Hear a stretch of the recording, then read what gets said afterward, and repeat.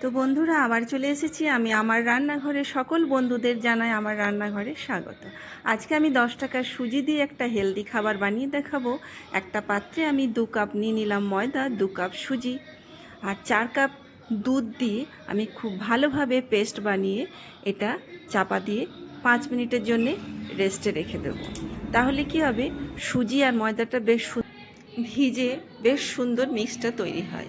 এরপর আমি ওর মধ্যে দিয়ে দিলাম পেঁয়াজ কুচি, ধনেপাতা কুচি, লঙ্কার কুচি আর 1 চামচ দিলাম আমি নুন, 4 চামচ দিলাম চিনি, একটা ইনো দিলাম আর 1 চামচ দিলাম খাবার সোডা। এটা খুব ভালোভাবে মিক্স করে আমি আবার 10 মিনিটের জন্য এটা রেস্টে রেখে দেব।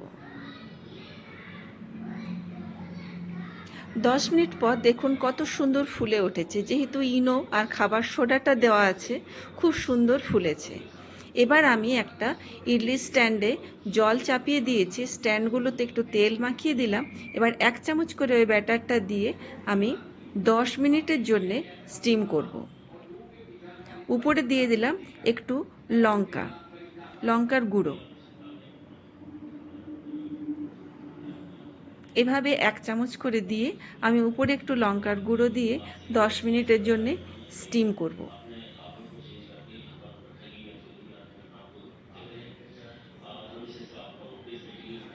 10 মিনিট পর দেখুন খুব সুন্দর ফুলে উঠেছে। দেখুন আমি একটা কাঠি দিয়ে দেখলাম, মানে একটু আর লাগছে না, তার মধ্যে খুব সুন্দর হয়ে গেছে। এই দেখুন উঠছে এবং খুব স্পঞ্জি হয়েছে। হাত দিলে বুঝতে পারা যাবে, মানে বেশ নরম, ফটাফট উঠে যাচ্ছে।